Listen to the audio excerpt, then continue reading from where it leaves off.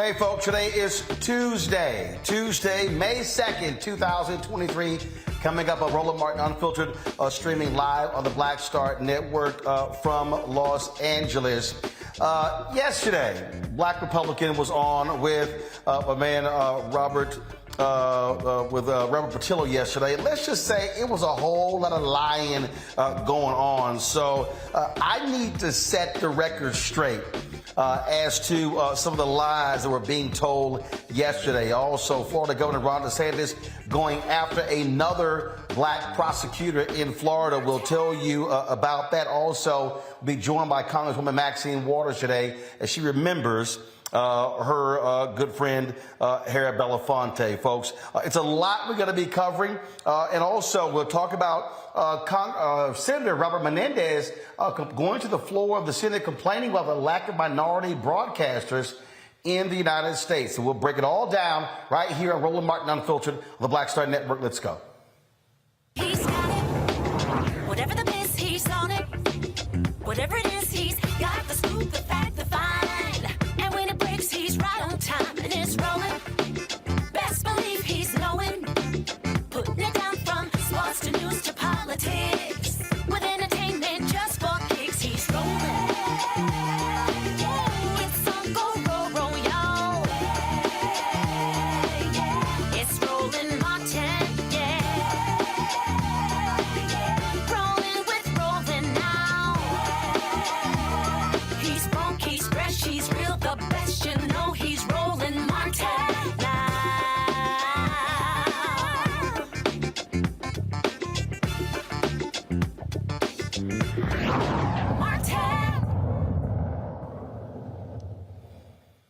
All right, folks, we have told you numerous times how Republicans in this country are using their power when they don't like local officials or local government.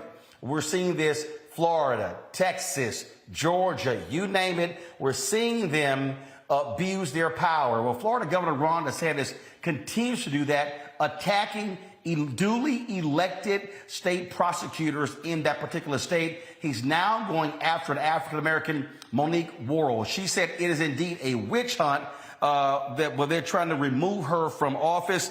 She joins us right now from Orlando, Florida. Monique, glad to have you here on Roland Martin Unfiltered. Good evening, Roland. Thank you so much for having me. All right, so what in the world is happening in the Sunshine State? Why is Florida Governor Ron DeSantis trying to strip you of power? There's so much going on. So, he's on this whole anti-wokeness. He says that Florida is where woke comes to die. And the fact that I have recognized the wrongs of our criminal legal system, the fact that in this country we incarcerate more people than anywhere in the world, and here in the state of Florida we do it at a rate higher than the national average, and that we need to start utilizing some smart on crime instead of tough on crime policies. That has absolutely put me on his radar. And there was a mass shooting that took place here in February, and they rushed to judgment to blame that on me so that he could turn the court of public opinion against me. And it has been nonstop ever since. All right, so how are they blaming you for a mass shooting? Well, there was a young man who had a juvenile history. He was 19 years old, and he went on a shooting rampage. 5 people were shot, 3 people were killed. There was no relation to anything that he had done previously. He had a juvenile record for things like car burglary. There was 1 robbery in his juvenile record, but he was not the individual even in possession of the firearm at that time. However, none of those things happened while I was state attorney. Those all happened in prior administrations. The only thing that happened while I was state attorney was a possession of cannabis charge that could not be proven in the state of Florida because in 2019, our governor signed legislation that essentially made hemp legal, and that made it impossible to test the difference between legal hemp and illegal marijuana. So none of the state attorneys across the 20 judicial circuits in the state of Florida prosecute misdemeanor marijuana. But what happened is Senator Scott immediately began calling for my removal and for the removal of any prosecutor who had handled the case of this young man previously, as well as the governor coming out and sending a letter to my office requiring an extensive record production related not only to this individual, but to all the cases in my office. I'm confused. Didn't the voters, didn't they decide they wanted you as their prosecutor? They absolutely did. However, this governor has no respect for the electorate. He has no respect for voters, and he essentially does whatever he wants to, whenever he wants to. And unfortunately, it seems at this point, he does it with impunity. And so you talked about the heat being turned up. And so are there folks standing with you? Do you have your supporters? What are other DAs saying, not just those who are Democrat? Are there Republican district attorneys or state's attorneys who don't like what they are seeing from this governor who, frankly, is abusing his power? So I'll tell you that of the other 19 judicial circuits here in the state of Florida, only 2 circuits have come out publicly against his removal of Andrew Warren, another duly elected prosecutor who he accused of being a woke progressive prosecutor, a George Soros-funded prosecutor. Only 2 other circuits have come out saying that's wrong, that you are interfering with prosecutorial discretion, and it's wrong. I'll tell you that I wasn't sure about how much, if any, support I had. But on Friday, there was someone acting apparently on behalf of the governor who contacted my office asking for any examples of cases where I had failed to seek justice for victims of human trafficking. Not that they had any specific cases, but that they were searching for cases. This person who was acting on behalf of the governor called the wrong person. She meant to call someone else. She called someone who was closely related to my office, and they told my executive director, and we were able to get on it right away. And that information was not provided, at least not through the individual who were aware of her contacting. We were told that that information needed to be provided for an event that was happening on Monday. Monday would have been yesterday. After interviewing all of the individuals who we later found were involved in that request, we found that that information needed to be provided for a press conference that the governor was having on Monday. that press conference happened and my removal was not mentioned. However, that doesn't mean that it wasn't going to be. I think that by me putting it out there on Friday, it interfered with whatever his plan was. And over this past weekend, I have seen a tremendous outpouring of support locally and nationally from individuals who acknowledge that this is wrong. Democrat or Republican, it doesn't really matter. Our democracy in the state of Florida is being stripped away by a dictator, and something needs to happen to stop it. But we're also seeing these type of dictatorial attitudes all around the country from Republicans. They attacked Marilyn Mosby in Baltimore. They've been attacking Kim Gardner. They are attacking Alvin Bragg. They keep calling all these Soros district attorneys. I mean, you've got, the legislature in Texas literally trying to allow the Secretary of State to overturn elections in only one county in the state, Harris County, which has gone blue. And so we literally are seeing this type of behavior across the country from Republicans, but you absolutely are seeing a dictator running around who desperately wants to be president in Ron DeSantis. Yes, that's absolutely right. We're seeing this all over the country, and essentially it is an attack on democracy by moving illegally individuals who have been duly elected to their offices because they have politics that don't align with the Republican leaders. And this is very dangerous. Again, like I've said, our democracy is slipping away. And we have to stand against it. We have to do something against it. If Ron DeSantis were to become president, that would be a very sad day for democracy in this country. And again, for the people who are watching, you are not appointed. You are elected. So what he is saying is, I don't give a damn about the voters who elected her. I want the person doing whatever I want them to do. That's absolutely right, Roland. He has no concern for the electorate. As I mentioned earlier, he's removed Andrew Warren. He's removed a sheriff from South Florida. He's, I believe, removed several school board members. He is removing anyone who is not aligned with his politics. And for that reason, we have elections here. There are certain positions that are appointed. There are other positions that are elected. Mine is an elected position that should not be subject to the removal by the governor unless I am incompetent, drunken, unable to make decisions regarding my job.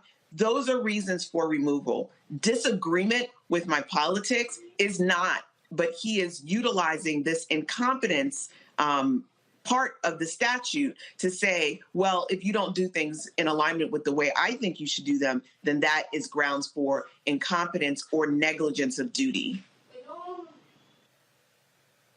All right, Monique Worrell, look, we appreciate you joining us. Keep up the fight and certainly keep us abreast of what's happening there in your battle with Florida Governor Ron DeSantis. Thank you so much for having me. We are going to continue to fight. Our ancestors fought and died so that we could have the right to fight. And I am well prepared for this fight, and I intend to do so. All right. We appreciate it. Thanks a lot. All right, folks, got to go to a break. We come back. We'll have our panel. We'll talk about this here. We'll also talk about correcting Republican lies. You heard a lot of lies on this show yesterday. I, of course, was attending the George Lopez Celebrity Golf Classic, hosting several events there. And so I am going to show you how yesterday's black Republican guest straight lied, because we have the facts and the CVS long receipts. You're watching Roland Martin Unfiltered on the Black Star Network, live from Los Angeles. Black Star Network is here. Oh, no punch! I'm real revolutionary right now. Thank you for being the voice of Black America. All momentum we have now, we have to keep this going. The video looks phenomenal. See, there's a difference between Black Star Network and black-owned media and something like CNN. You can't be black-owned media and be scared. It's time to be smart. Bring your eyeballs home. You dig? Hatred on the streets, a horrific scene, a white nationalist rally that descended into deadly violence. white people are losing their damn minds. As an angry pro-Trump mob storms the U.S. Capitol, we've seen shooting.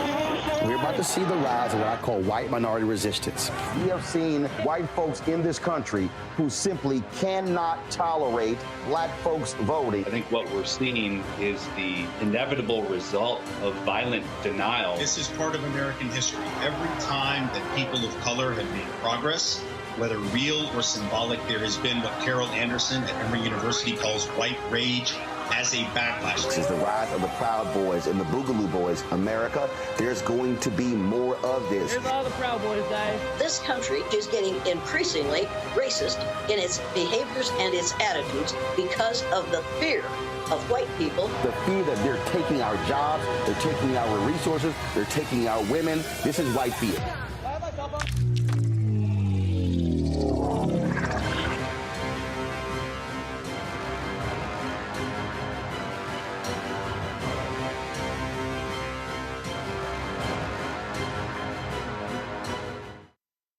Hey, everybody, it's your girl, Lunel. So what's up? This is your boy, Earthquake. Hi, I'm Chaley Rose, and you're watching Roland Martin Unfiltered.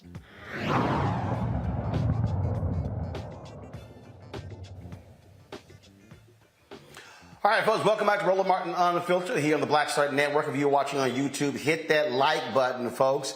You're commenting in the section. Be sure to hit the like button, and also be sure to download our app, the Black Star Network app, Apple phone, Android phone, Apple TV, Android TV, Roku, Amazon Fire TV, Xbox One, Samsung Smart TV, and don't forget you can always watch us on Amazon News. So pull up Amazon Fire, click Amazon News, and you can watch our 24-hour, 7 days a week streaming channel. All right, folks, let's bring in my panel here. Mustafa Santiago Ali, former senior advisor for environmental justice at the EPA, based out of Washington, D.C. Dr. Jason Nichols, senior lecturer, African American Studies Department, University of Maryland, College Park from Ellicott, Maryland, and Atima Omara, political strategist, joining us from Arlington, Virginia. Glad to have all three of you here.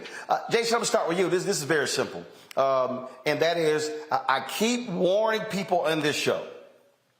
They can play footsie if they want to. You can have some black men and some black women voting for Donald Trump. You had a number of African Americans who voted for Governor Ron DeSantis. These people do not care about democracy. They care about power. They will abuse their power. They despise people who are elected by the folks. They are attacking every single progressive district attorney. If you out there support criminal justice reform, if you want to end mass incarceration, Republicans cannot stand you, and that's why they are attacking black state prosecutors or black district attorneys.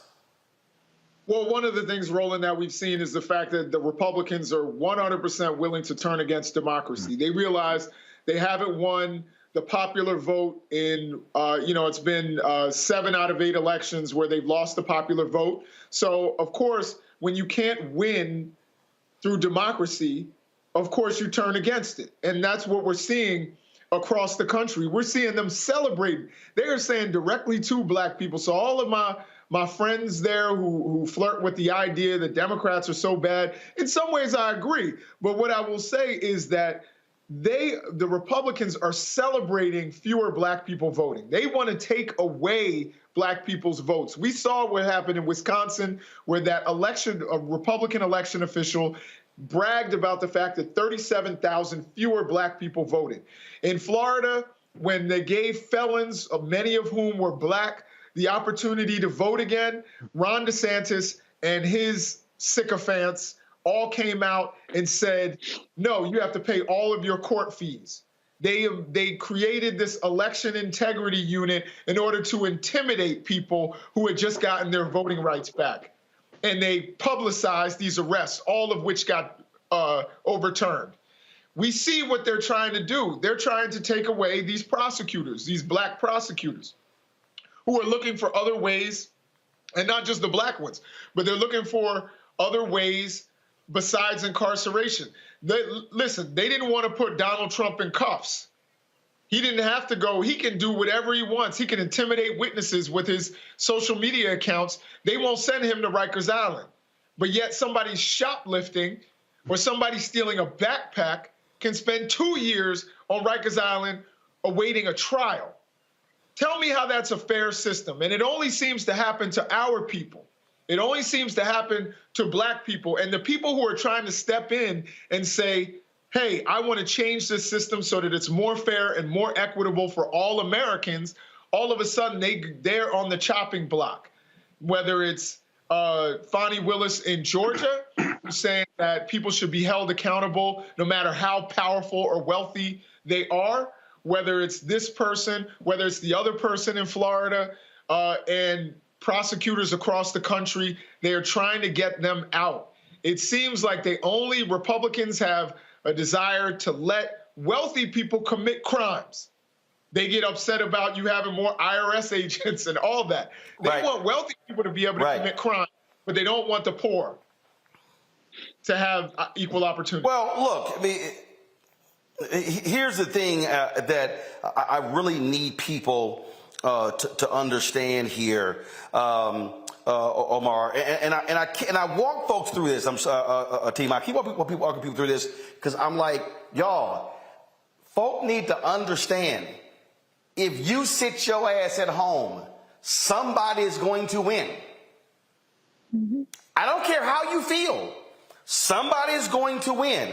We already know right here, Sherry Beasley lost the state Supreme Court justice position in 2018 in North Carolina by 400 votes out of 1.7 million cast.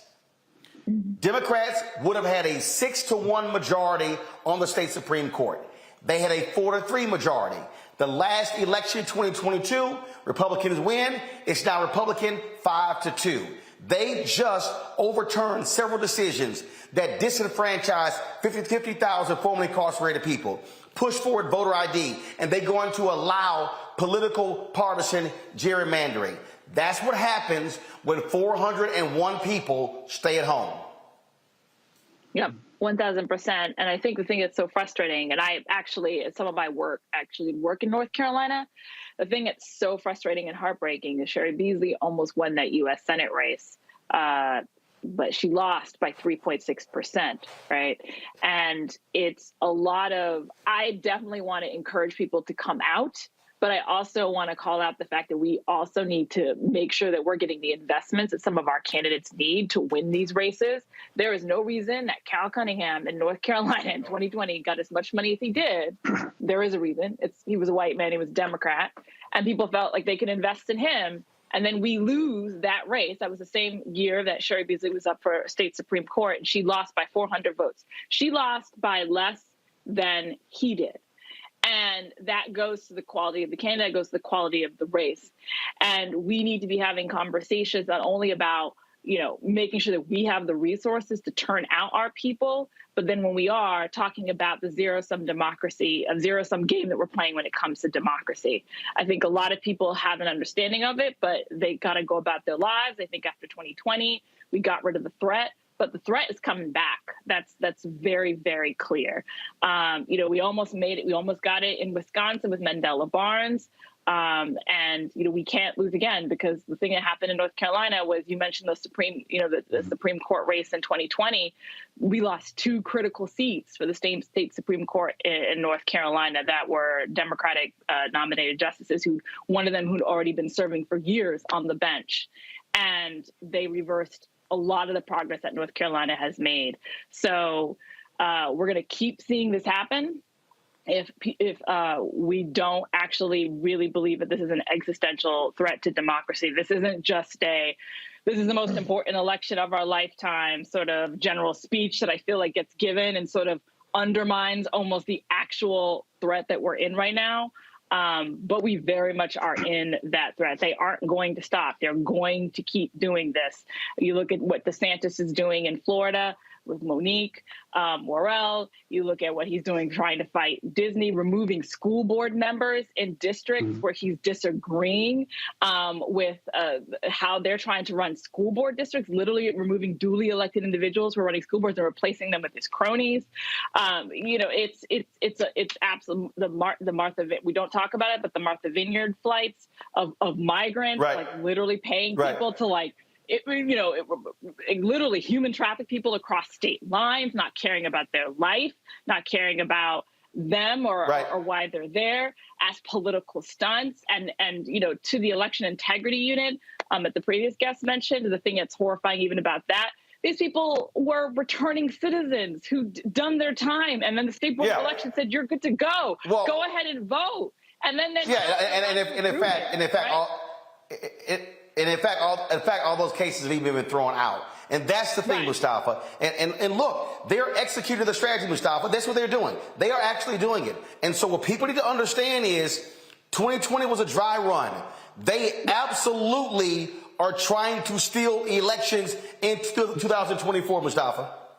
Yeah, we all know Ron DeSantis is the drum major for injustice and the steps that they continually do. And it is a part of a strategic plan that he is following and other Republicans across the country. And, it's interesting. The Republican Party for years said that we needed to make sure there was less regulation, that we needed to stay out of people's lives. And now we see him continue to overstep, overregulate, overreach.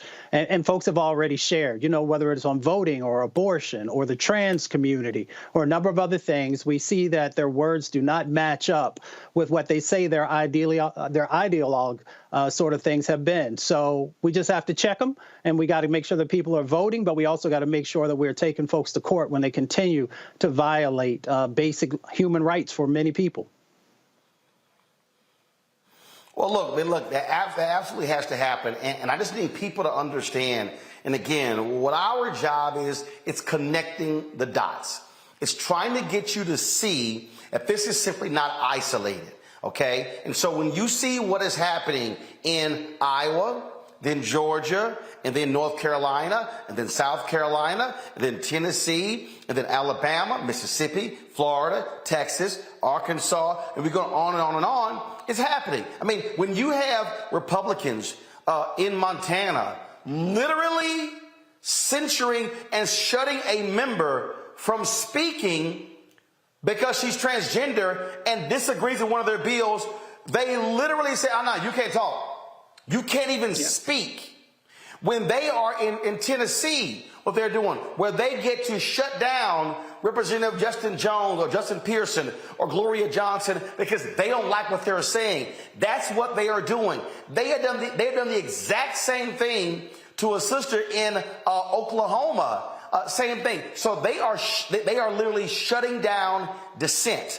And so the actions that they are taking, and again, right now, I got an email a few moments ago what's happening in Harris County, where Governor Greg Abbott, the Republicans are so pissed off because Democrats have been winning in Harris County, which is Houston, that they are trying to pass a bill to allow the Secretary of State of Texas to overturn decisions in Harris County alone, the only county in the entire state, if they say, "Oh, there are issues when it comes to voting."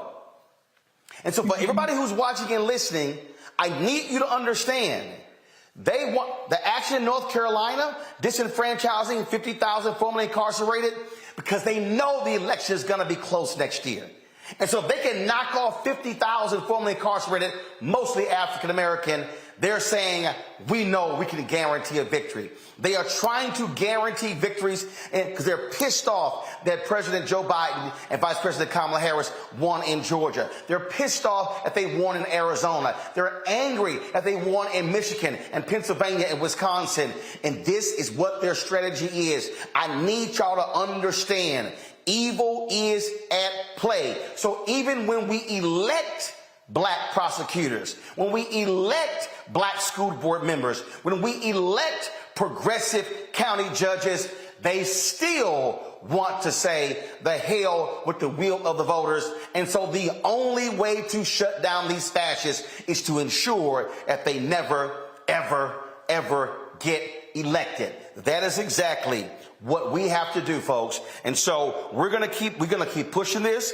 And y'all can sit here and y'all can listen to these other fools out here who run their mouths, who talk all this stuff, who say, "Oh, who's a shield? You trying to get us to vote Democrat?" No, I'm trying to make sure that your silly ass doesn't sit at home and you are affecting the lives of your brothers and sisters, your nieces and your nephews, and your mothers and fathers, because you choose to be obstinate, silly, as well as obtuse. Oh, I'm sorry, maybe some of y'all should go look up the word obtuse if you don't know what the hell it means. Yeah, I said it. Gotta go to a break. We come back. I gotta correct some lies that were told on this show yesterday. Y'all know I don't let nobody lie on my show, Democrat or Republican. But yesterday, it was some serious lies that were stated on this show. I got a couple of things to say. You're watching Roland Martin Unfiltered on the Black Star Network. I lost my daughter. I didn't know where she was. So I had to figure out how to survive, how to eat, how to live. I don't want to go into the details because she's here, first of all. She may not want me telling that story. But possession of her, the family broke down, fell apart. I was homeless. I had to figure out, I didn't have a manager or an agent or anybody anymore, and I'm the talent. So I got to figure out how to be the agent. I had to figure out, how does business work?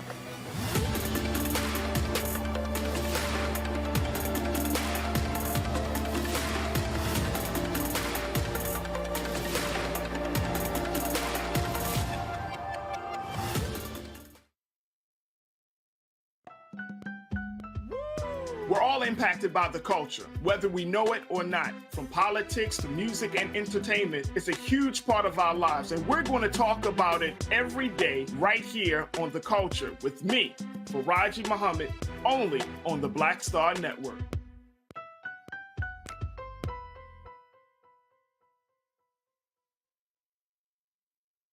Black TV does matter, dang it. Hey, what's up, y'all? It's your boy Jacob Lattimore, and you're now watching Roland Martin right now. Yee.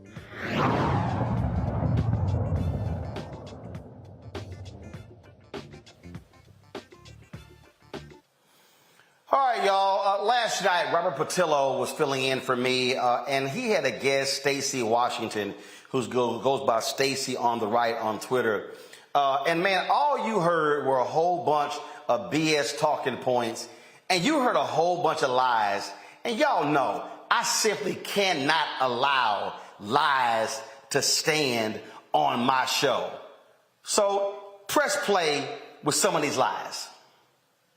Every single thing that we saw during the Trump years isn't something that we would agree with, but it was still better, even including the pandemic years, than what we're going through under the Biden administration. So you named off a number of different things there that you were kind of ping-ponging around. The net effects, if you compare first year to first year of President Biden's administration and Trump's administration, the economies are like two different universes. President Trump oversaw a robust economic... Stop. All right. She first said, if you compare first year to first year, do I need to remind y'all the first year of Trump was after President Obama fixed the economy? Literally, Donald Trump inherited a stock market that had been on the increase, the most consecutive job growth we had more than in decades. All of that, he literally walked in halfway to home plate, and she trying to act like he actually hit a home run. Biden comes in after the mess Donald Trump did when it came to COVID. So you are lying, Stacey Washington, by trying to say comparing first year to first year when the black president handed Donald Trump a very successful economy in America that he got to gloat about. Biden had to clean up the mess on aisle 5, 6, 7, 8, 9, and 10 Donald Trump left. So first lie we just dealt with. Hit play. President Biden crushed our oil and natural gas industry, canceled the Keystone XL pipeline, hit union workers where they hurt because the majority of the Keystone XL pipeline workers were union workers, and then proceeded to enact actual...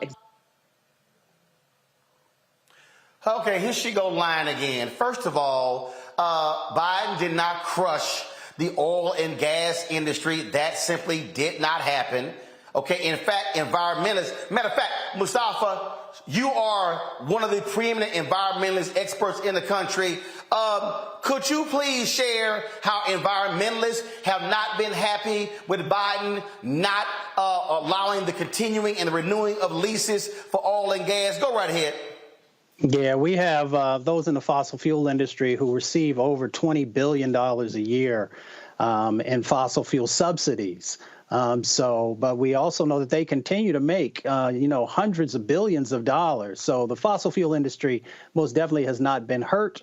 And we also know that, folks had to get together to stop all these subsidies that are going to things that are literally killing people and making folks sick in our communities. All right, y'all. She also said, Biden killed the Keystone Pipeline. That's not even ours. Right.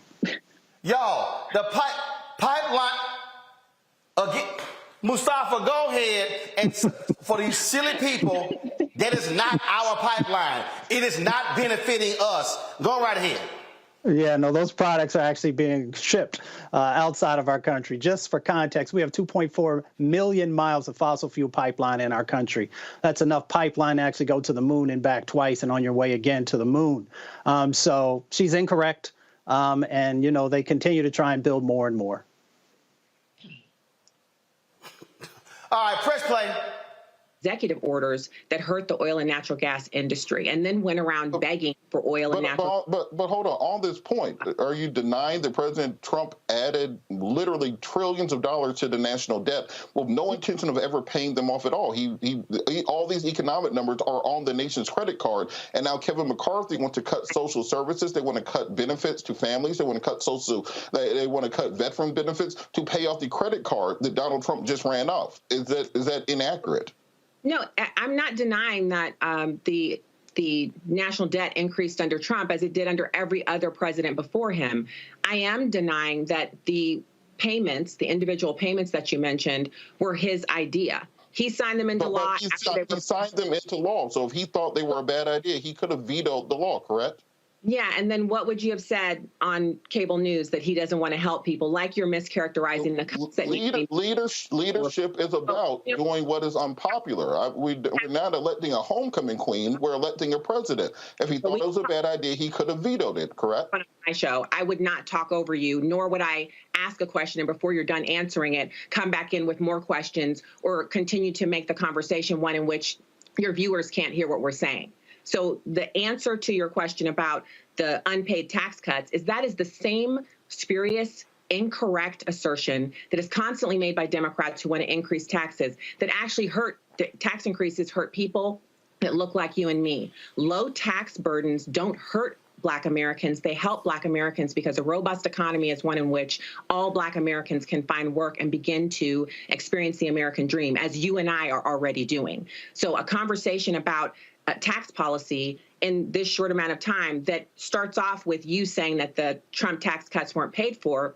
that's inaccurate. Of course they were paid for. And not only was the response in the business sector of our economy a good one, but we saw the largest increase in people who are at the managerial level or the retail level, the largest increase in bonuses and pay in the history of our country happened after the Trump tax cuts. So we can't talk about the Trump tax cuts. Stop, freeze. That was a bunch of bullshit we just heard right there. Okay, first of all, the companies made clear we are not spending the money from the tax cut on reinvesting in workers or increasing wages. They literally said we are going to do stock buybacks. She's touting the bonuses. Workers didn't get that damn money. Executives got the money. Who the hell does she think she's fooling? Oh my God, there's low taxes that actually helps African Americans. You lying. The greatest beneficiary of the Trump tax cuts were the top 1%. All of these companies did stock buybacks. She's talking about retail jobs. Do you know how many retail companies shut down?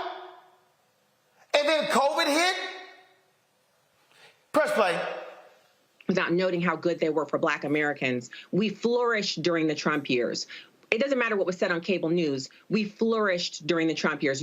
Lowest Black unemployment rate in the history of tracking that metric. So we can talk about the increase in the debt. I didn't like it. It wasn't my idea of good policy, but we were in a pandemic. It was unprecedented. People were trying to figure out what to do. We have also seen the debt increase under President Biden, but the biggest increase in regulatory pressure has also occurred under Biden, and also $87 billion for new IRS agents to level audits on people who earn like you and me. People who look like you and me will be the ones who are bearing the brunt of the audit pressure under the new IRS reality that's brought to us by the Democrats and the Biden administration. What y'all just heard right there is 100% absolute unadulterated bullshit. The 87 billion, so let me explain to y'all. The $87 billion is because all these Republicans have been slashing the IRS for the past 2 decades, and the folks who've been making like a fat rat have been all of these billionaires. The people like Ken Griffin, the folks who spend millions so they don't get audited. Janet Yellen, the Treasury Secretary, has already said point blank that the new IRS agents and those audits are not going to be for anybody $400,000 or less. So, Stacey, what Black folks are you talking about? See, you can try that BS on your show and other places, but you know that crap not gonna fly. You are straight lying, Stacey. You're lying. And the $87 billion is over a decade. Y'all been trying them little scare tactics like that. That's nonsensical. Oh, by the way, in the interview, Stacey kept citing, oh my God, the lowest unemployment rate. The Black unemployment rate dropped to 5.3% under Donald Trump. They touted that as, oh my God, that's the lowest ever. Then she was like, hey, things are worse for Black people under President Joe Biden. So y'all know what I had to do. I had to call our resident economist, Dr. Bill Spriggs, formerly head of the economics department at Howard University. Guess what, Stacey? Black unemployment under Biden, 5.0, lower than Donald Trump. Here's what Bill Spriggs also told me, Stacey. Stop lying, Stacey. This is what Bill Spriggs said. Under Donald Trump, in December 2019, 59.4% of the Black population over 16 had a job. In March 2023, under Biden, 60.9% of Black people had a job. He said, neither is a record, but for the first time, Stacey, listen, let me step in closer. Stacey, listen. Bill Spriggs, Black economist, Howard University, know way more about the economy than you, said, quote, for the first time since 1863, the 60.9% of Blacks working was higher than the 60.2% of whites working. So please, Stacey, please show me how Black people were doing better under Donald Trump than they are now. You lying. You lying. You straight lying. Now, y'all, go ahead and play her little comments about inflation. What specifically is Tim Scott's agenda for urban America and economics that would be different than what we have seen in the last 4 years? And then the other one is, you said Trump. And I know Trump did a lot with the opportunity zones, which we saw that there was ramifications with that too. So what specifically have you seen also in urban America and economics that would be different the last 4 years? Okay, so you didn't specify what made you cringe about Senator Scott's announcement video, but I'll go. You did mention the economic part of the platform and the opportunity zones.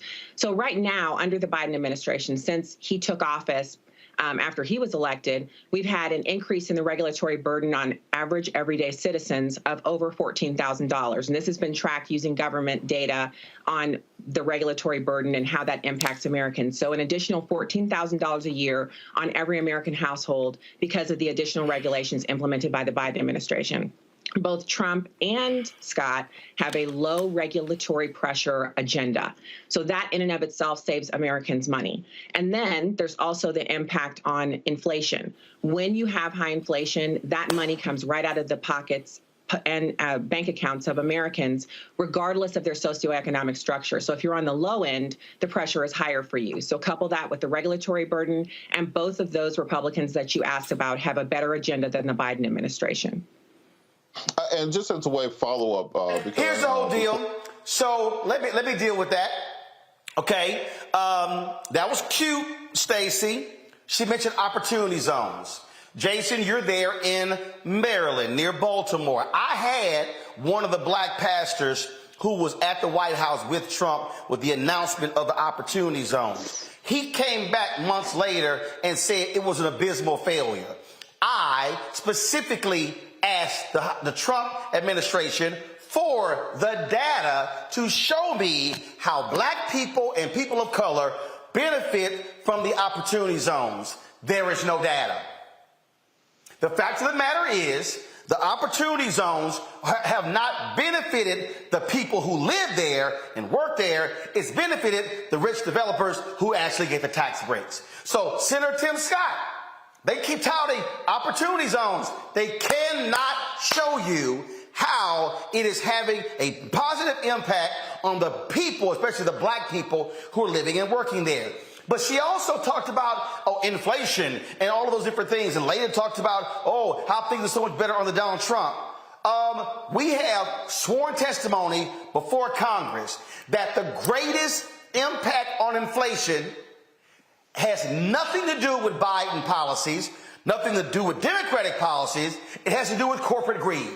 It has to do with companies jacking up their prices, knowing full well the impact. They were bragging on earnings calls. We've never made as much money than we've been making. It was literally the pandemic. It was literally the supply chain. And then it was the companies jacking up prices. The same companies, Jason, that benefited with the tax breaks and did all of the corporate stock buybacks. Those are the facts which Stacey on the right somehow simply evaded her mental capacity to be able to understand. And don't forget those PPE loans too. Yeah, it was frustrating for me to watch that interview because I think Robert was trying to be very polite, and she still got really angry at one point. By the way, I also want to point out, just to add to what Mustafa said, that ExxonMobil in its first quarter this year had record profits of $11 billion. And they have $33 billion cash on hand. That's more than most developed nations. So this idea that somehow Biden has hurt the oil industry, I would love to see when they're not being hurt. You know what I mean? Like they're doing an incredible job right now. The other thing about wages for black folks in the fourth quarter of last year rose higher than any other demographic. I know people don't like to praise Biden or anything like that, but if you're going to blame him for certain things in the economy, you already pointed out, Roland, that unemployment was at its lowest point for black people and wages were up for black people. So I think we have to factor all of that in. When we talk about opportunity zones, which, again, I'm going to blame everybody, even Obama, Biden, Trump, all of these like repackaged black capitalism, ideas that they bring every freaking administration that never work, going back to Nixon. Opportunity zones were the same sort of thing, where basically they got tax breaks for setting up in certain communities and brought all their workers from the suburbs, from where I live. So I think this is, companies that even I respect, did that. And they all got over and got rich, and black people got nothing from it. Baltimore, for example, looks exactly like it did before they had opportunity zones. It has the same issue. But again, though, but Jason, even if you have them, I keep asking for the data. They can't show it. They literally cannot show how money invested has turned into this. They cannot. In Baltimore, they literally use those opportunity zones to give tax breaks to Under Armour in an area that wasn't even one of the opportunity zones areas. So it's bogus. And so Senator Tim Scott wants to put on opportunity zones. Hey, Timmy, please, by all means, come on the show and show me the data so I can understand it. But what I'm trying to lay out for here, what you heard from Stacey on the right, Washington, were simple lies. What you heard was her, Atima, walking through and just spouting stuff off and not getting and the pushback. And see, my deal is then she at one point cited all of these things that Trump has done to help black people. Name them. See, I'll wait. I'll wait for you to name them, and we can go line by line, line by line, line by line, to actually see. Even if Stacey wants to try to give Trump all the credit for the First Step Act, she can't even do that. Because the First Step Act originated in the House. Who was the person who carried it in the House? It was Congressman Hakeem Jeffries. It was a Democratic House that actually did it. And then when it went to the Senate, and here's the deal, Stacey, try me if you want to, because I personally met with Jared Kushner at the White House regarding it. So you want to have this conversation, Stacey? Come on, boo, let's have it. When it went to the Senate, it was Senator Dick Durbin and Republican Chuck Grassley, both on the Judiciary Committee, who said, this ain't strong enough. And then it was Senator Cory Booker and Senator Kamala Harris and others who said this has to be strengthened. The bill was strengthened in the Senate, was sent back to the House, was passed, then went to him to be signed. Y'all don't want no parts of this if y'all want to have a real conversation. The fact of the matter is, if you out there, Stacey, pumping up Donald Trump, you selling wolf tickets about what he did for black people. And if he did some stuff that was positive for black people, show me. But I guarantee you, it's a short-ass list. Atima, about 30 seconds before I got to go to the break. Go. I was just going to say that there was not anything there that I could even pull that was remotely true. And I'm used to dealing with at least some grain of truth in some of these arguments. It's amazing to me, I think, one, because even when she mentioned the pandemic, she's like, oh, it was better under Trump. Now, I remember distinctly him actually just lying about the damage of the pandemic, insisting that we didn't need to wear masks, insisting that everything was just fine. We now have a recording, thanks to, I can't remember which one of the Watergate reporters, I think it was Bob Woodward, who had him say, oh yeah, apparently this thing is really terrible and it could actually kill people. Back in February, because they knew it was coming. He knew how bad it was going to be. He refused to wear a mask. He would insult people in meetings. And then they did a shutdown for a couple of months. And then here's the interesting thing. After that, everybody's like, we got to reopen. We got to reopen. We got to reopen. But you know who got hurt in all of that? The black people on the front line, the black and brown workers on the front line who were at these grocery stores, who were at these restaurants. And, you know, that was the one that struck me the most, because that has harmed bottom line is, so much of our community. Bottom line is, it was a whole bunch of lies. So here's the whole deal, Stacey. If you want to come back and have a real conversation, have it when I'm here. Come on back. I'm extending the invite, but I'm letting you know right now, I ain't letting no lying happen. So you better come with your facts, or I'm going to fact check you in real time. Let me know what you want to do. You watching Roland Martin Unfiltered on the Black Star Network. When you talk about blackness and what happens in black culture, we're about covering these things that matter to us, speaking to our issues and concerns. This is a genuine people-powered movement. There's a lot of stuff that we're not getting. You get it, and you spread the word. We wish to plead our own cause.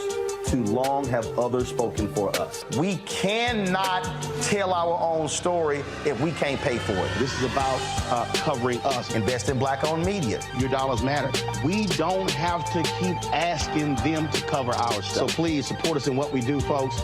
We want to hit 2,000 people, $50 this month, raise $100,000. We're behind 100,000, so we want to hit that. Y'all money makes this possible.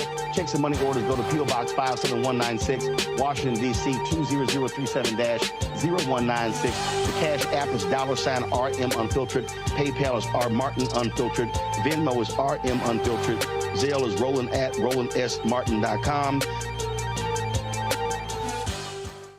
On a next, A Balanced Life with me, Dr. Jackie, we talk about a hard, cold fact. Not all healthcare is created equal in this country, especially if you're a person of color. So many of us, Black families, we rely upon each other heavily. A lot of us aren't necessarily sure how to best communicate with our healthcare providers. How to take charge and balance the scales. Your life may depend on it. That's next on A Balanced Life on Black Star Network. Hi, this is Essence Atkins. Hey, I'm Deion Cole from Blackish. Hey, everybody, this is your man, Fred Hammond, and you're watching Roland Martin, my man, Unfiltered. See.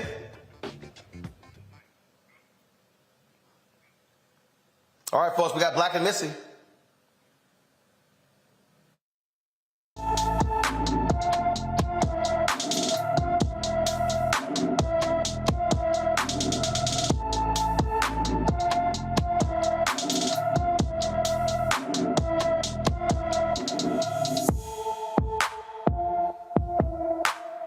Trinity King left her Miami Gardens, Florida home on April 19th and has not been seen since. The 15-year-old is 5 feet 2 inches tall, weighs 120 pounds, with black hair and brown eyes. Anyone with information about Trinity King should call the Miami-Dade, Florida Police Department at 305-476-5423, 305-476-5423. All right, folks, Carolyn Bryant Donham, of course, the white racist woman whose lies led to the lynching of Emmett Till, she died. Okay, I'm sure Satan greeted her with open arms in hell. So this newspaper, the Yazoo Herald, had the audacity to write an editorial. Now, mind you, this is in a city that is 75% black. It's called The Pursuit of Donham Finally Over.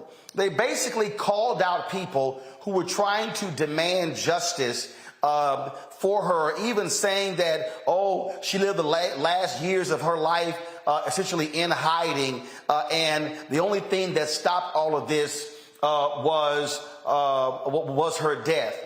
Mustafa, I recall there being a 100-year-old former Nazi soldier who lived in the United States, and the Jewish folks who were trying to prosecute anybody involved with the Holocaust hauled his ass into jail, hauled him into court, convicted him, and he got deported. They didn't give a damn that he was 100 years old. So I'm just curious. Basically, what this editorial is saying is, black folks, we should just back off justice. Let's not make a big thing out of this. It was just a little wrong to keep pursuing her, even though her racist ass is the reason Emmett Till was lynched. That's right. She took Emmett's life. She was the main thrust in him losing his life. And I give props to my Jewish brothers and sisters who don't give an inch and who continue to pursue those who have played a role, you know, in the injustices and the Holocaust that happened. And we should do the exact same thing. If someone takes a life in our community, it doesn't matter if they are 100 or if they are 18, that we should utilize all of our ability to make sure that they are brought to justice. It's just that simple. But if folks continue to devalue our lives, then they bring that into the overall analysis of some of these situations that are going on. Because we've seen elders in our community who have gone to jail when others have been given parole. So we just need to keep it real. And all we have ever asked for is for there to be an equalness in the justice system inside of our country. Tegna, is white folks today who still want to chase down anybody and everybody involved in 9/11? Oh, but we got to move on. Yeah. Well, I think the thing that's interesting, and I was thinking about the case of Byron De La Beckwith, who murdered Medgar Evers. And I thought, isn't it funny? We were able to put this white man in jail, rightfully. He was much older at the time. By the time they got him, he got off the first time. And then by the second time, when he was prosecuted in the 90s by Doug Jones, who's the attorney on that case, who became the U.S. Senator of Alabama. By the time he was prosecuted, he was a much older man. We put him in jail. It really struck me that we can never land it with Carolyn Donham Bryant, given all of the testimony and the eyewitness accounts. And the only thing that I can think about it is, to the end, this woman was able to get away with it because we protected white womanhood, which was the premise, right, on what these men did on her lie. Is protecting white womanhood. It's a tenet of white supremacy. And to the end, she was able to escape capture because white people who support her, white supremacists, white racist ideology, holds up somebody like Carolyn Donham Bryant and what she said.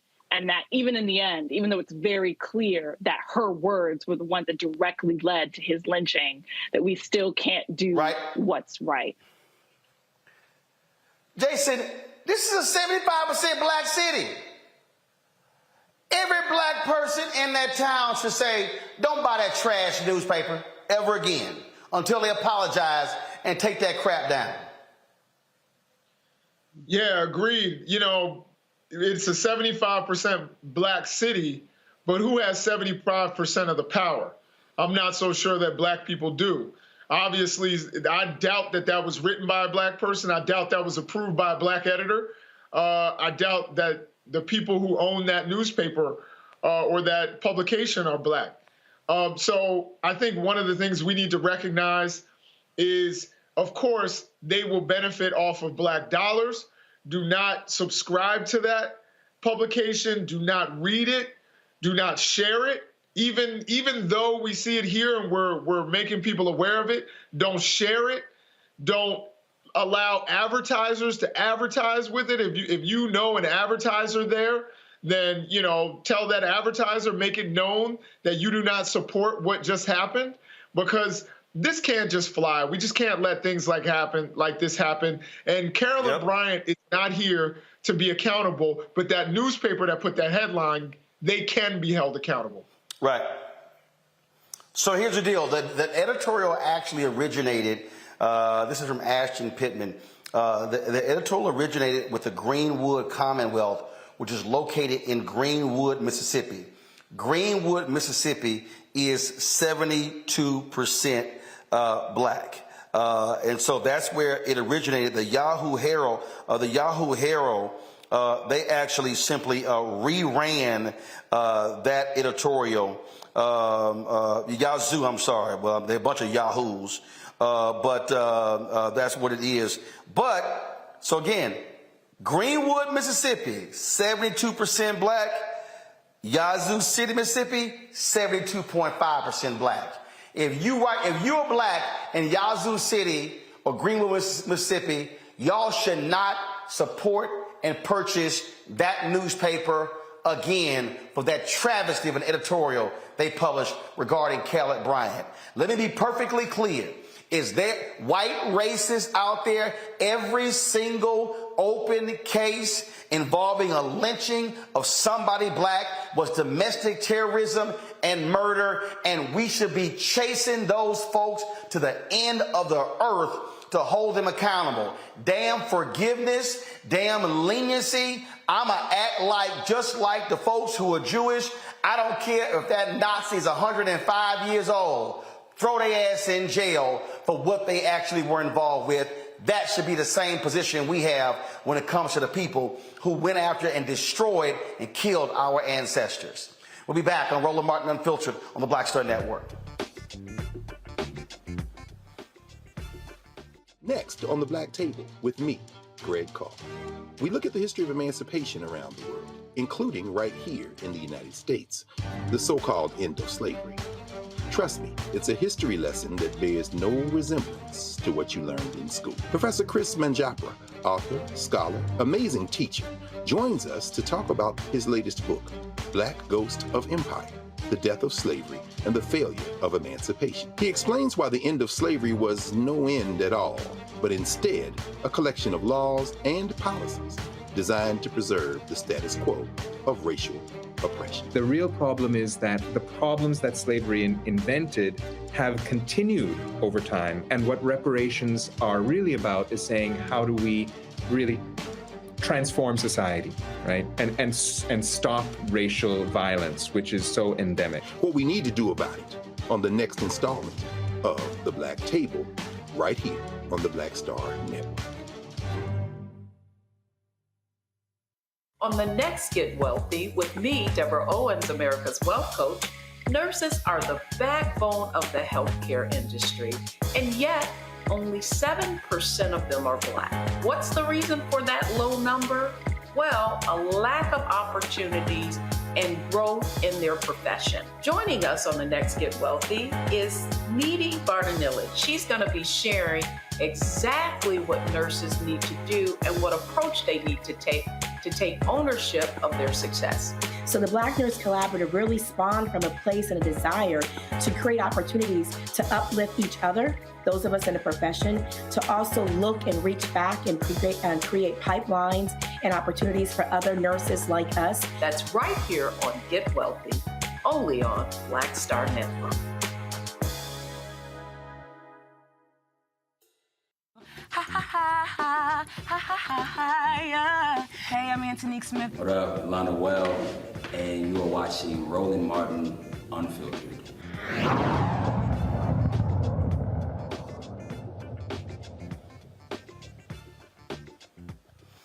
All right, folks, we've often talked about the need for diverse-owned media for blacks, for African Americans, Latinos, Asians, and others to be owning media, especially those in the public airwaves. Sue Kim, Standard General, they're still trying to close this deal down to acquire a group of TV stations owned by Tegna.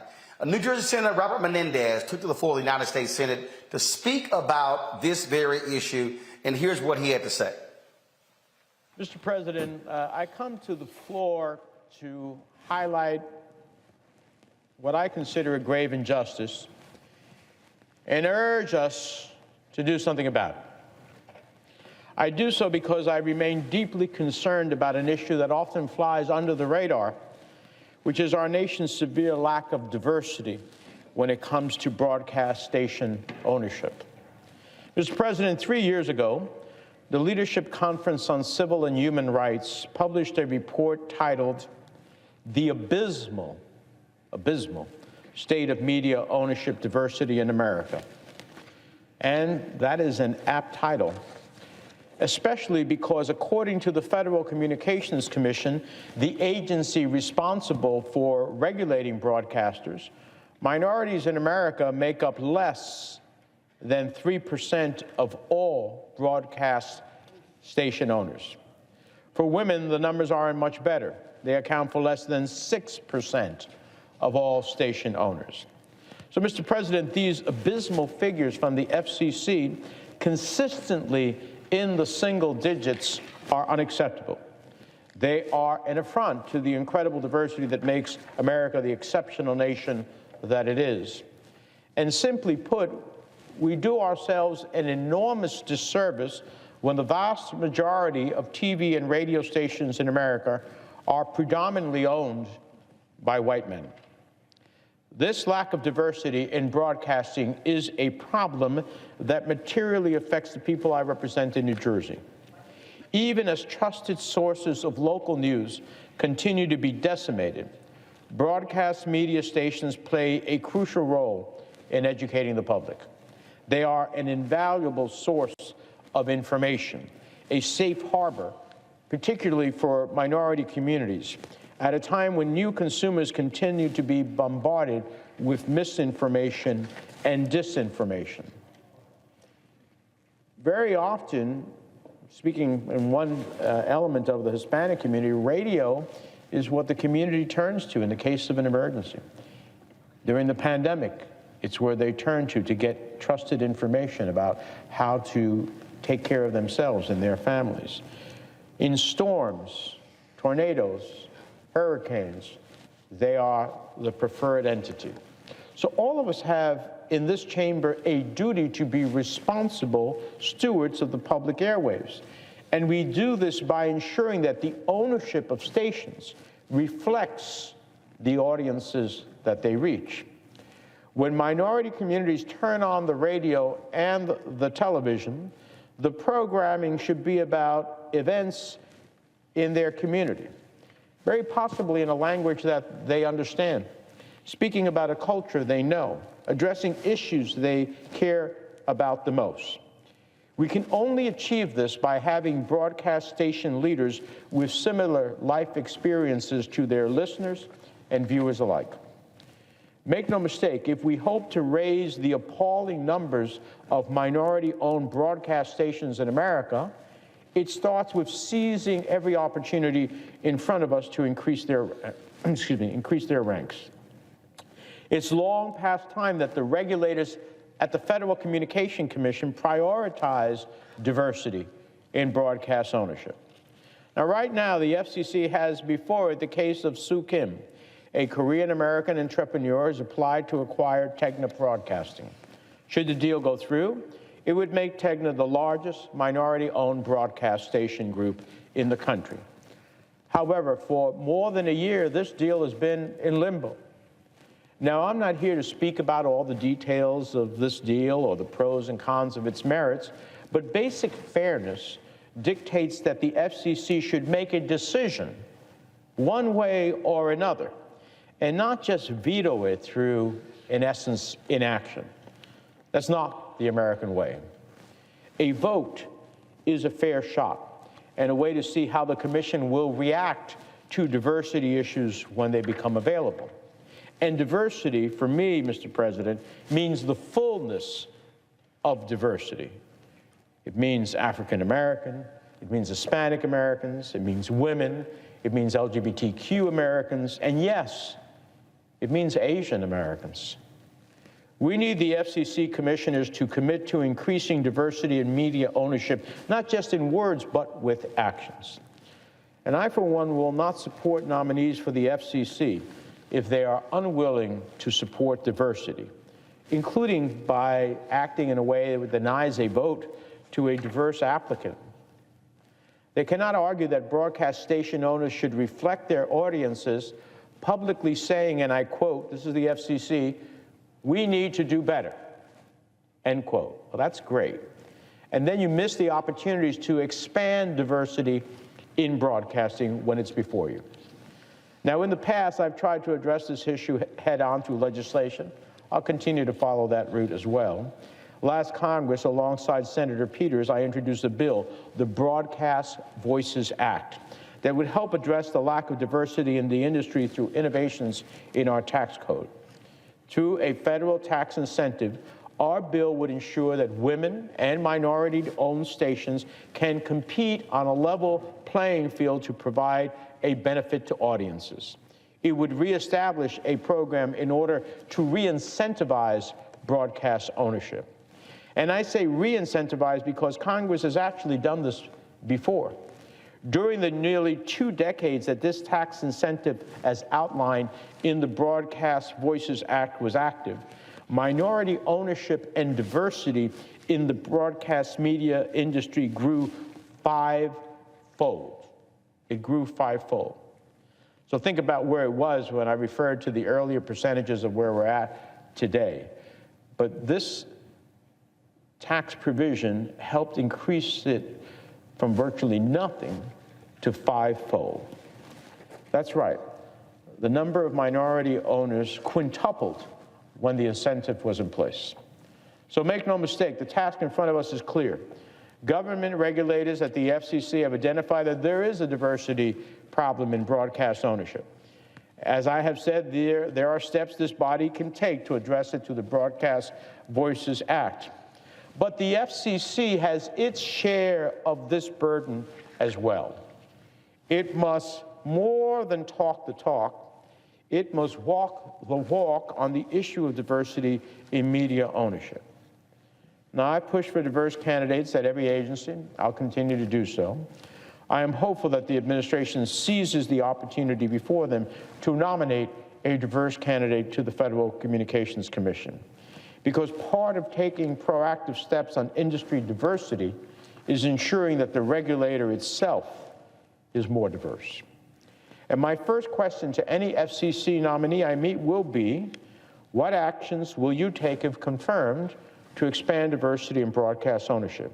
Or, if they are a present FCC commissioner seeking to be reestablished at the commission, voted on again to return to the commission, what actions have you taken to expand diversity in broadcast ownership? Only if we as members press this issue will things change. So, Mr. President, it's time to afford our communities the representation in media they deserve, not just the representation that others think they deserve.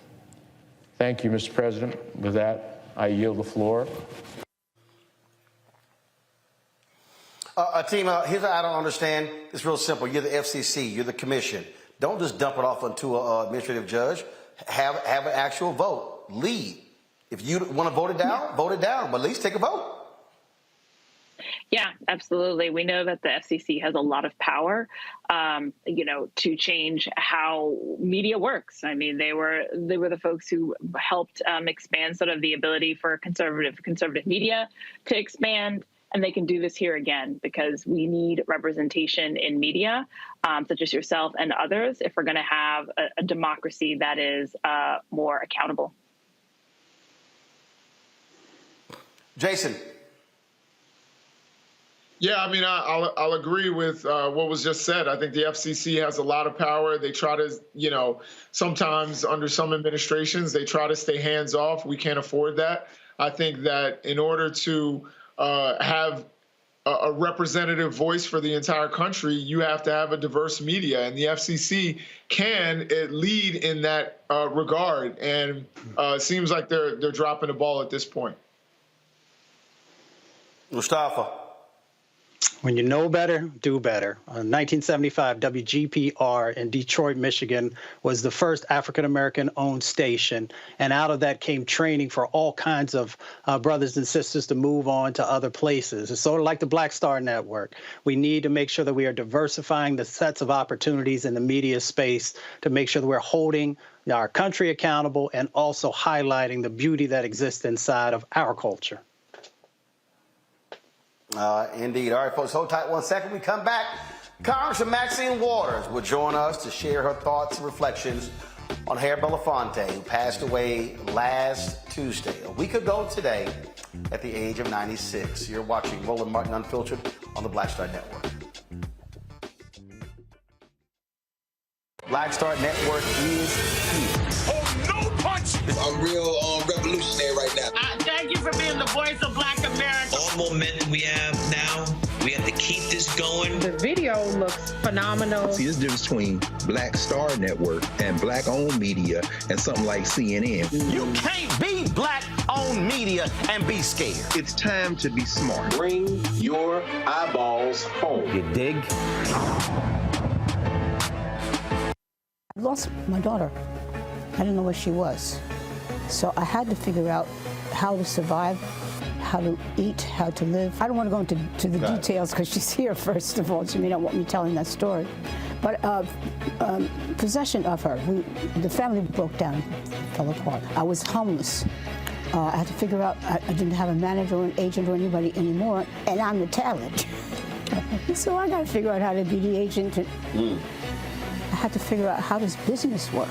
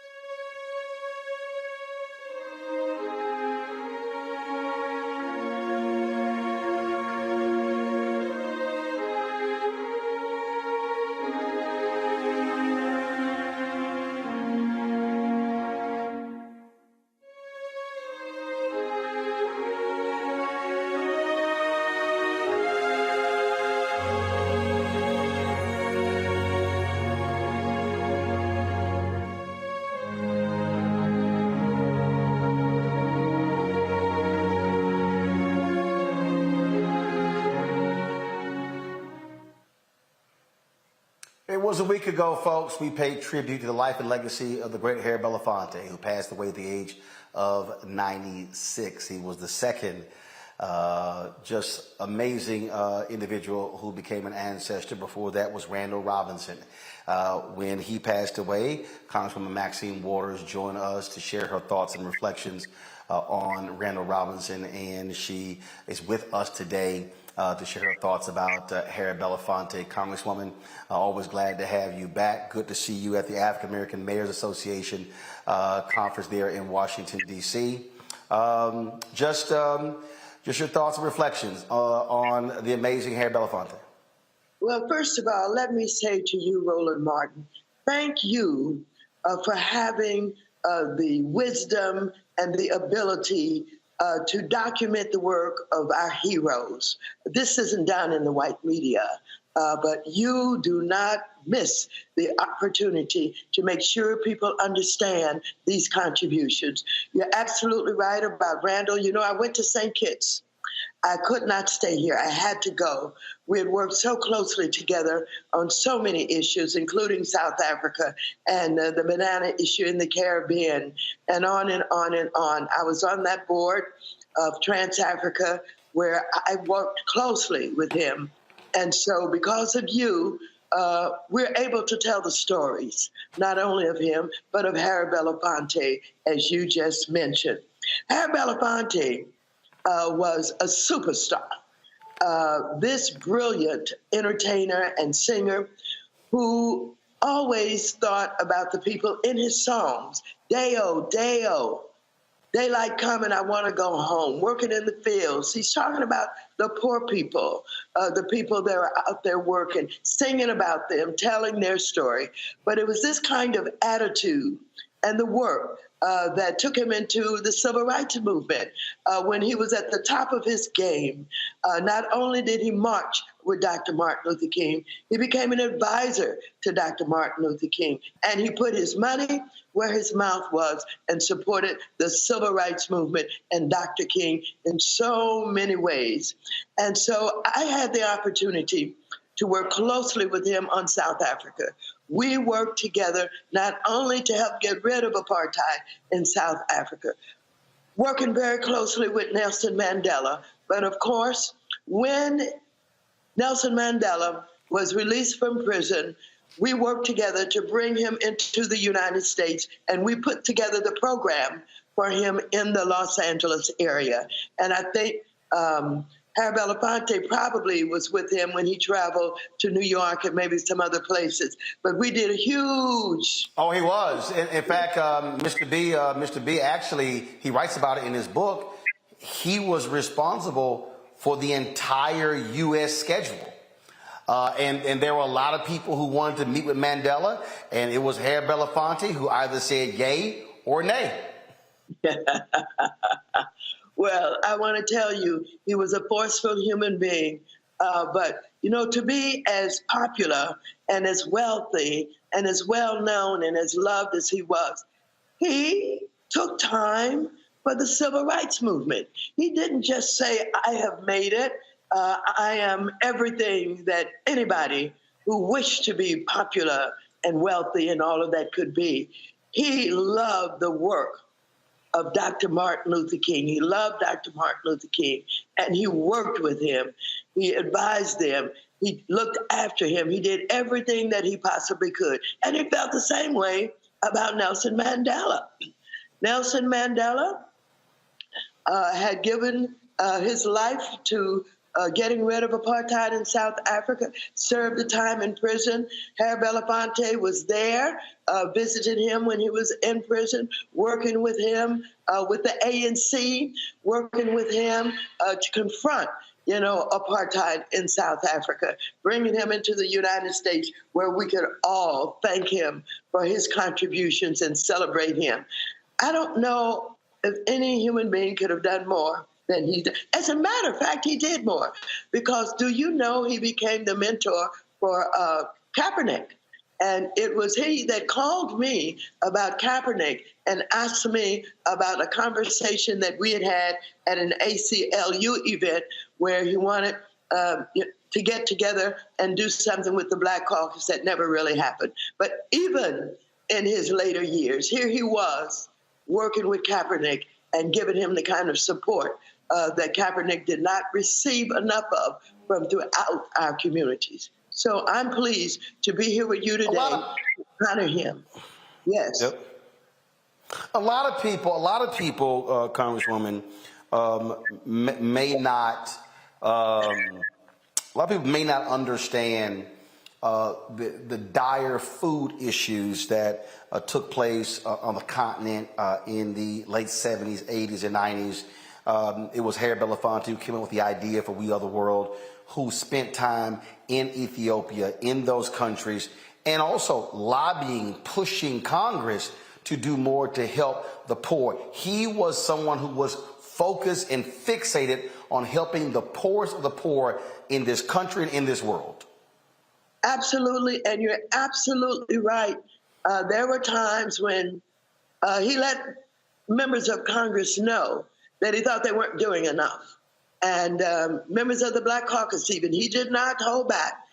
He challenged and he pushed and he spoke his mind. You know, he was very outspoken and he spoke his mind, and he was not only, you know, looking out for the poor and organizing and all of that, he was pushing others that they should be doing more.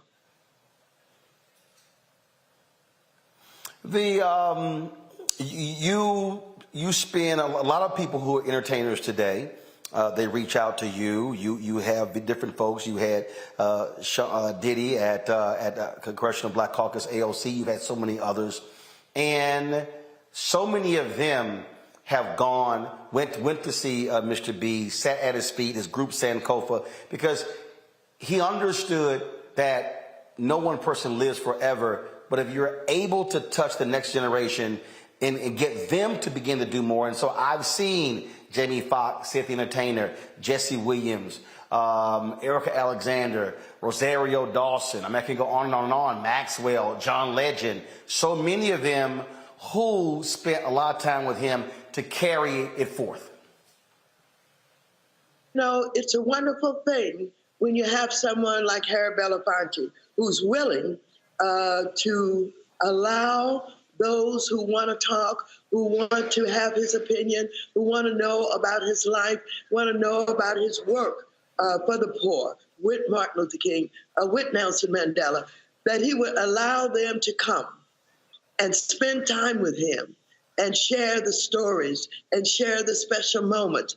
And they really did appreciate that. And that was a wonderful thing, because oftentimes we have people who are powerful who don't have time. They don't wish to give of themselves in that way. But he became the man of wisdom who was willing to share and to advise and to support. And that's why I mentioned Kaepernick, because Kaepernick was not getting all of the support that he needed. But Harry Belafonte embraced him and worked with him and mentored him in ways that I'm sure he will talk about for the rest of his life. He'll know because Harry Belafonte absolutely played an important part in his life at a very special time. Well, Congresswoman, it's always a pleasure to have you. We appreciate all the work you do. And let me say for the folks who are watching, who understand you're one of the biggest folks out there fighting on behalf of black-owned media to make sure that we get, federal advertising contracts and things along those lines. Because again, if we're not telling our story, we sure as can't hope and depend somebody else do it. That's why we've got to have black-owned media. So we appreciate all the work that you've done on behalf of those of us who are trying to make it happen every day. I appreciate you because you're a real warrior and you're a pioneer and you're going after what is right and inclusion for blacks in the media in ways that nobody else is doing. You're not afraid. You're making the fight, and I appreciate that, and thank you so very much. All right, thanks so much. I appreciate it. Folks, going to a break. We'll be right back. I'm Roland Martin, Unfiltered, the Black Star Network. Don't forget YouTube. Hit that like button. Same thing, Facebook or the OTT app as well. Speaking of the OTT app, download the Black Star Network app. We got 1 million subscribers on our YouTube channel. We need 1 million downloads of the Black Star Network app. We're available on all platforms: Apple phone, Android phone, Apple TV, Android TV, Roku, Amazon Fire TV, Xbox One, Samsung Smart TV. You can also watch us on 24 hours, 7-day-a-week streaming channel on Amazon News. If you click Amazon Fire, you click Amazon News, you can check out the 24-hour streaming channel. If you want to watch this show and the other shows and the specials that we have and the docuseries, all of that stuff is on our streaming channel. Also, support my book, White Fear, How the Browning of America is Making White Folks Lose Their Minds. Available bookstores nationwide, Amazon, Barnes & Noble, Target. Download a copy on Audible as well. We'll be right back.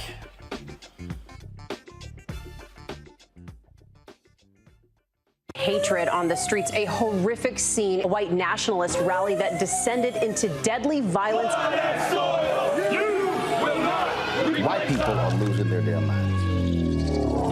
As an angry pro-Trump mob storms the U.S. Capitol, we've seen shooting. We're about to see the rise of what I call white minority resistance.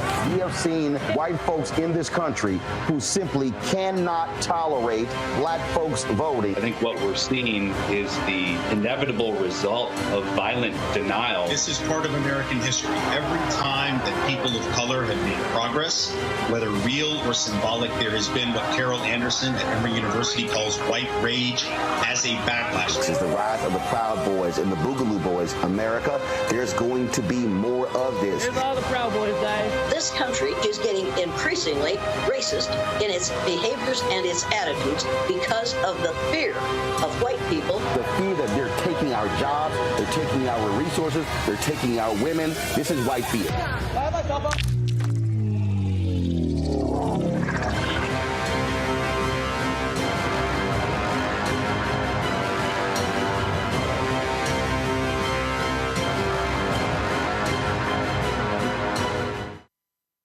On a next, A Balanced Life with me, Dr. Jackie, we talk about a hard, cold fact. Not all healthcare is created equal in this country, especially if you're a person of color.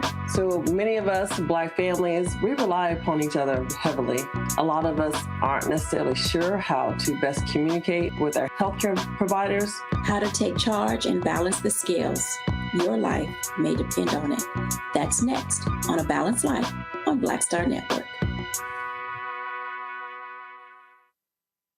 How y'all doing? It's your favorite funny girl, Amanda Seals. Hi, I'm Anthony Brown from Anthony Brown and Group Therapy. What up, Lana Well, and you are watching Roland Martin Unfiltered.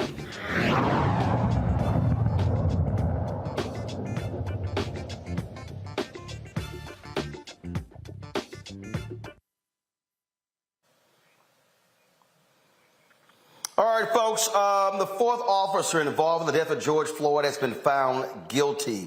A jury convicted Tu Thao of aiding and abetting manslaughter in the May 2020 incident. Of course, the other officers were also found guilty on charges. Derek Chauvin, of course, also was found guilty as well. Thao is facing up to 57 months in prison. His sentencing is set for August 7th.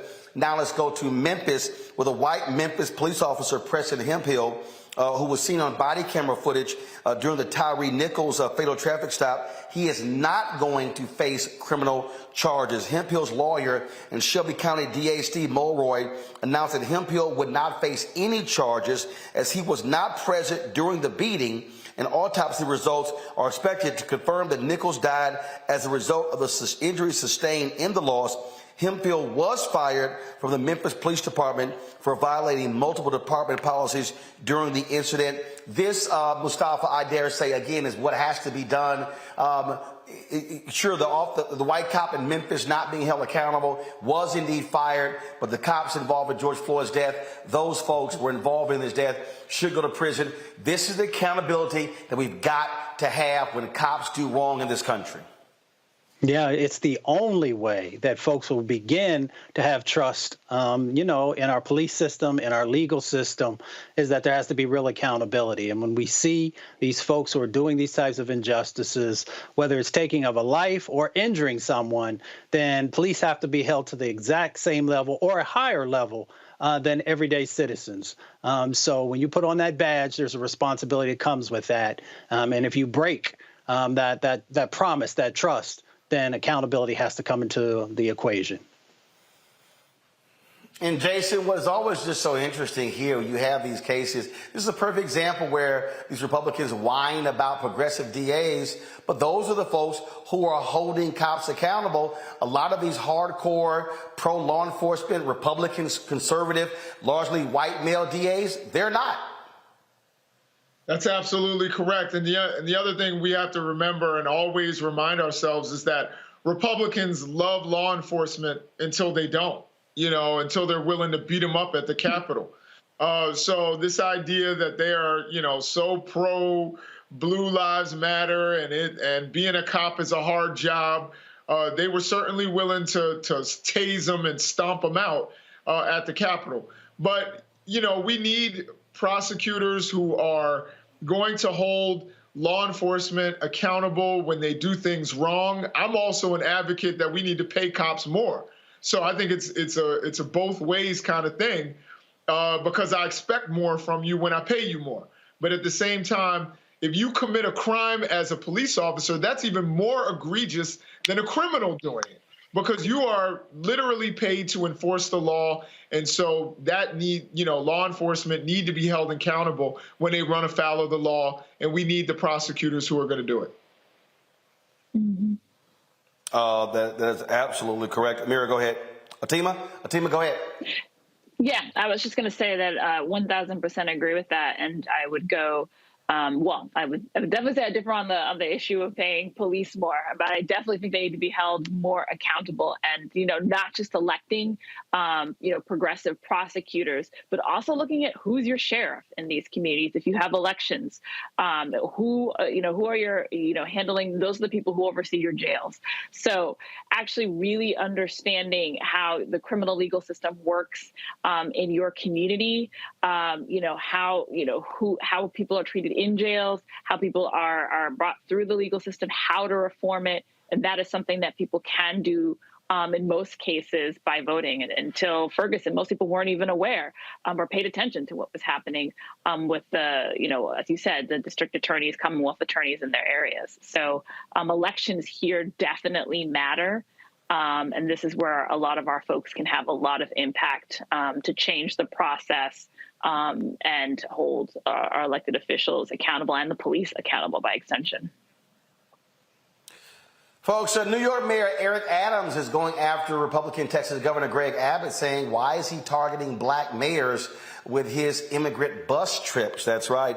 Adams previously suggested that black-run cities were the subject of racial hatred behind Abbott's policy. Abbott has been busing asylum seekers to various towns led by Democratic mayors such as Washington, D.C., New York City, in Chicago, Governor Abbott pushed back against Adams' claim, saying that migrants willingly choose to go to New York City, as his staff said they had seen migrants raise their hands to go on buses to a sanctuary city. Outgoing Chicago Mayor Lori Lightfoot has also pleaded with Abbott to halt the busing program. See, here's what I also find to be real interesting here, Jason, and that is all of these folks in Texas. I'm born and raised there. They are up in arms about illegal immigrants, but they also use those same illegal immigrants or undocumented workers when it comes to the census to get representation.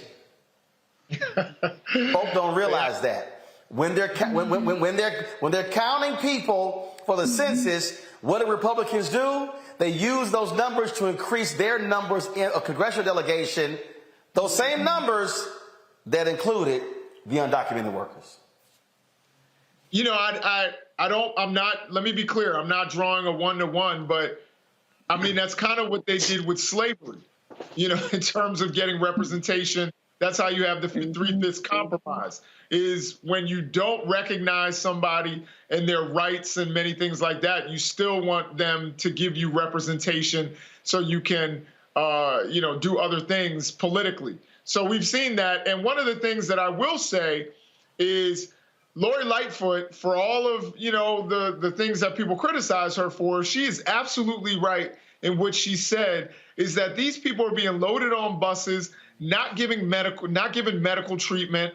Some of them are sexual assault victims. They are not given any treatment in Texas. They just load you on a bus when people actually need help immediately. But they don't try to do any of that and then try to say, well, you're a sanctuary city, and all these ridiculous claims that they make. And again, this is, you know, oftentimes similar to the reverse freedom rides that we saw in the 60s, where they were sending people to, you know, Cape Cod because they wanted to get at, you know, the elites and the Kennedys and all of that. They were trying to do the same thing, sending them to Cape Cod and Hyannisport. So this is a repeat of what we've seen in the past when they took people from the South and they put them in communities. So Mayor Adams, I don't know if they're directly targeting black mayors, but it certainly does not look good what they're doing. They're not supporting human rights and immigrant rights. Of course not, team, and that's simply the game that they play. And they're going to continue playing that game. And, you know, what's sad is in Texas, in the midterm, 75% of young voters didn't even vote in the election. And these folks, people like Greg Abbott, Dan Patrick, they're still in power. Yeah. And I mean, Texas is, I've always said Texas is not a red state. It is a voter suppression state. And they are working really hard to make it impossible. You know, they've taken away so many different voter ID, all of these things in place. I think they even took away the ability when you used to just like be able to just vote a straight ticket. They took that away because they realized people were using that to just vote all the way down for Democrats in the state. They got real scared after Ted Cruz almost lost, and they don't even like Ted Cruz all that much. And so, you know, Texas can change. Absolutely. I believe the numbers are there in the cities, which are primarily a lot of black and brown voters, a lot of white liberals. But yeah, I mean, it's only going to get changed through elections and really continuing the fight. I know there's a lot of good folks doing that work on the ground, but you know, what Abbott is going to continue to do is to traffic these individuals as political points for him, maybe not in a presidential run in 24, but something eventually. And, you know, this is, you know, definitely different when, you know, somebody, I think the New York Post or one of these conservative outlets try to say, oh, well, you've got the El Paso mayor doing the same thing, and he's a Democrat. And El Paso mayor was actually calling the mayors. He was coordinating. He was trying to get services for these people, making sure that they were okay when they gone on these buses, and then saying, where do you want to go, and getting them connected to these places. Abbott's not sending any calls. He's not taking care of these people. He's just trafficking them across lines to make a political point. Oh, that's what they are very good at. All right, folks, got to go to a break. We come back. Our marketplace segment right here, Roland Martin Unfiltered on the Black Star Network. When you talk about blackness and what happens in black culture, we're about covering these things that matter to us, speaking to our issues and concerns. This is a genuine people-powered movement. There's a lot of stuff that we're not getting. You get it, and you spread the word. We wish to plead our own cause. Too long have others spoken for us. We cannot tell our own story if we can't pay for it. This is about covering us. Invest in black-owned media. Your dollars matter. We don't have to keep asking them to cover our stuff. So please support us in what we do, folks. We want to hit 2,000 people, $50 this month, raise $100,000. We're behind 100,000, so we want to hit that. Y'all money makes this possible. Check some money orders. Go to P.O. Box 57196, Washington, D.C. 20037-0196. The Cash App is $RM Unfiltered. PayPal is R Martin Unfiltered. Venmo is RM Unfiltered. Zelle is Roland@RolandSMartin.com. Hi, I'm Dr. Jackie Hood Martin, and I have a question for you. Ever feel as if your life is teetering and the weight and pressure of the world is consistently on your shoulders? Well, let me tell you, living a balanced life isn't easy. Join me each Tuesday on Black Star Network for A Balanced Life with Dr. Jackie. We'll laugh together, cry together, pull ourselves together, and cheer each other on. So join me for new shows each Tuesday on Black Star Network, A Balanced Life with Dr. Jackie.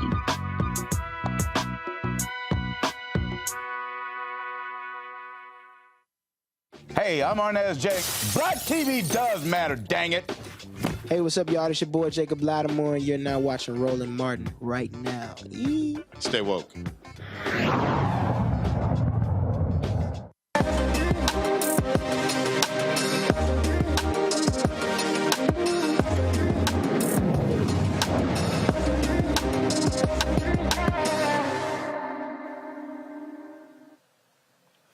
All right, folks, the mother's quest to create some unique looks for her daughter has now led to an international business. Danielle Onusian started Kalia Kobe out of the trunk of her car. It was 8 years ago, selling a combination of her handmade creations and custom costumes at kids' parties and pop-up shops throughout Atlanta and the Bahamas. Well, the sales got so good, she opened a boutique in the Bahamas, becoming a traveling entrepreneur and stylist for hundreds of kids and their families. Danielle joins us from Atlanta to talk about her business. Danielle, glad to have you. How you doing? Well, I'm even better now that I'm on with you. How are you? Doing great. So this thing is taking off, huh? Yes, I mean, it's exciting. You know, the main thing about this, Roland, is I'm a native of the Bahamas. Whoop, whoop. 242 in the house. Okay, and this has just been an exciting venture. We needed this type of styling. We needed this type of service.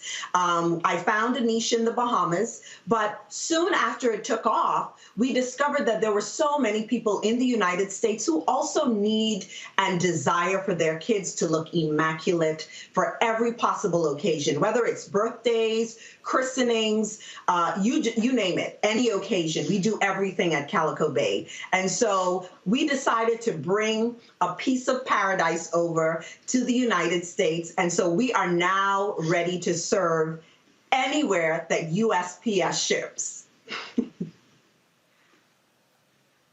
So you say they're costumes. What are the costumes for? Is it for different parties and functions?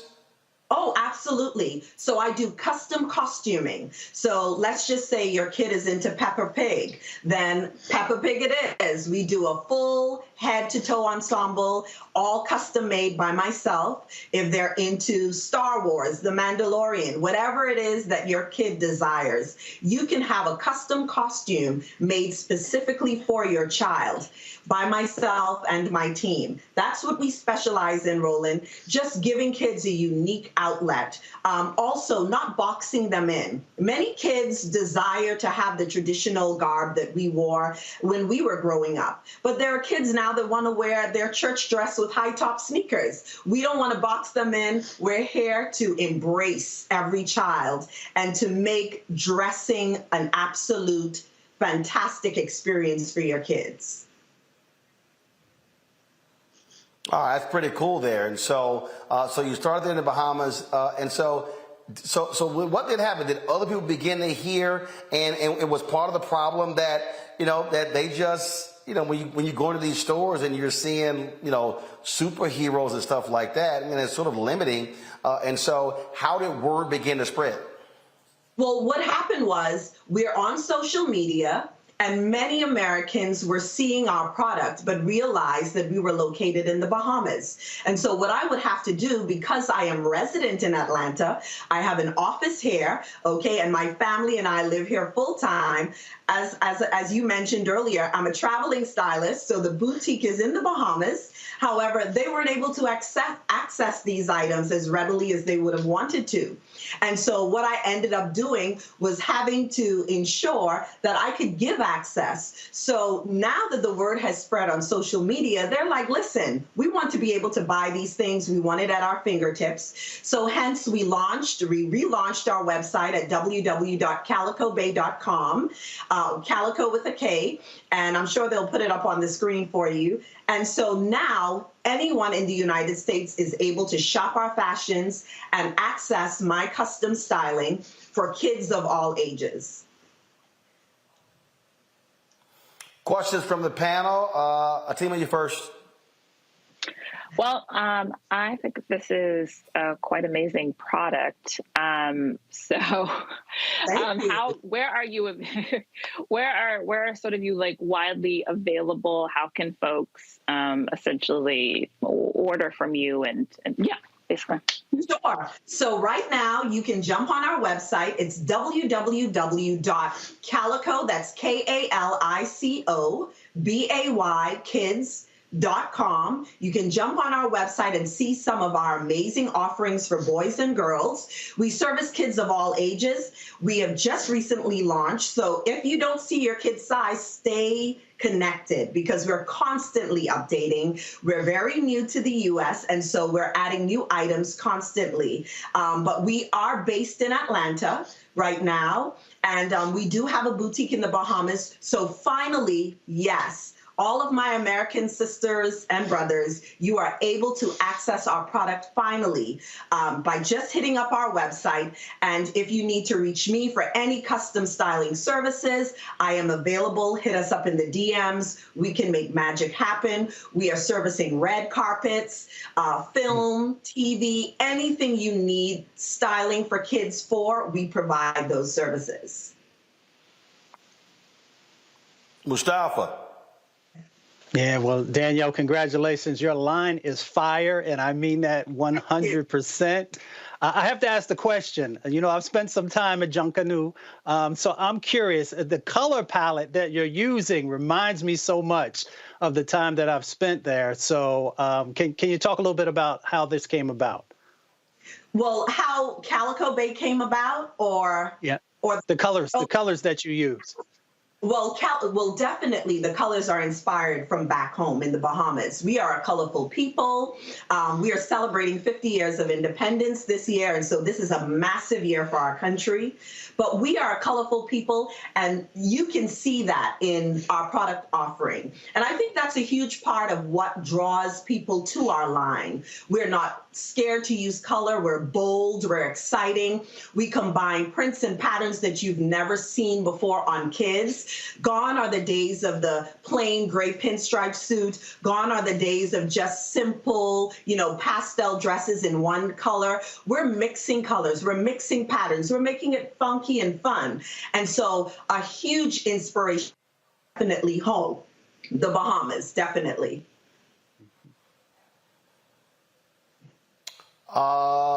Jason. Hi, thank you for your wonderful presentation and the work that you're doing. My question is, are there plans for expansion, and would you ever launch an adult line?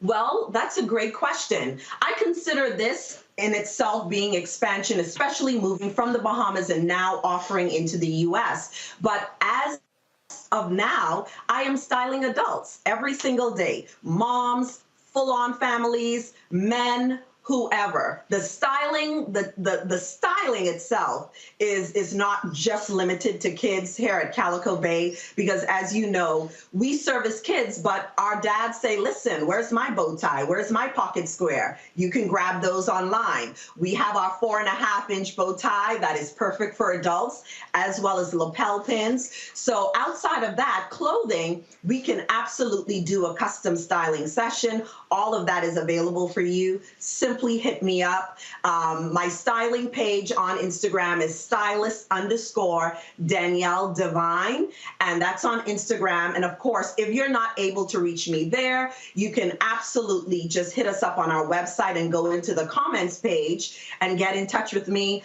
I'm very responsive. And I just want to mention, we have a special treat for all of our viewers just for tuning in this evening. We have a discount code for you. It's Roland, ROLAND, 20% off for 48 hours just because you tuned into Roland's show. All right, then. We certainly appreciate it. Thank you so very much for joining us, Danielle, and good luck. Thank you so much. It was a pleasure. All right, thanks a bunch. Let me thank Atima, Jason, and Mustafa for being with me. I appreciate it. Thanks a lot. Folks, that is it for me. I was here in L.A. for the George Lopez Celebrity Golf Classic. In a moment, I'm about to tape the podcast with my man Bill Bellamy. I'll be back in studio tomorrow, and so look forward to seeing y'all there. Don't forget to support us in what we do. Join up. First of all, download our app, Apple phone, Android phone, Apple TV, Android TV, Roku, Amazon Fire TV, Xbox One, Samsung Smart TV.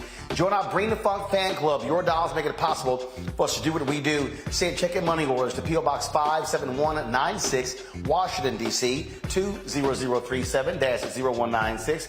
Cash App, $RM Unfiltered. PayPal or Martin Unfiltered. Venmo is RM Unfiltered. Zelle, Roland at RolandSMartin.com. Roland at RolandMartinUnfiltered.com. And be sure to get a copy of my book, White Fear, How the Browning of America is Making White Folks Lose Their Minds. Available at bookstores nationwide. Amazon, Barnes & Noble, Target. You can also download a copy on Audible. Folks, that's it. I'll see y'all tomorrow right here, Roland Martin Unfiltered on the Black Star Network. Holla! Folks, Black Star Network is here. Hold no punches! I'm real revolutionary right now. Support this man, Black Media. He makes sure that our stories are told. Thank you for being the voice of Black America, Roland. Stay black. I love y'all. All momentum we have now, we have to keep this going. The video looks phenomenal. See, there's a difference between Black Star Network and black-owned media and something like CNN. You can't be black-owned media and be scared. It's time to be smart. Bring your eyeballs home. You dig? Pull up a chair. Take your seat. The Black Tape with me, Dr. Greg Carr, here on the Black Star Network. Every week, we'll take a deeper dive into the world we're living in. Join the conversation only on the Black Star Network. Hi, I'm Dr. Jackie Hood Martin, and I have a question for you. Ever feel as if your life is teetering and the weight and pressure of the world is consistently on your shoulders? Well, let me tell you, living a balanced life isn't easy. Join me each Tuesday on Black Star Network for A Balanced Life with Dr. Jackie. We're all impacted by the culture, whether we know it or not. From politics to music and entertainment, it's a huge part of our lives, and we're going to talk about it every day right here on The Culture with me, Faraji Muhammad, only on the Black Star Network. I'm Deborah Owens, America's Wealth Coach, and my new show, Get Wealthy, focuses on the things that your financial advisor and bank isn't telling you, but you absolutely need to know. So watch Get Wealthy on the Black Star Network.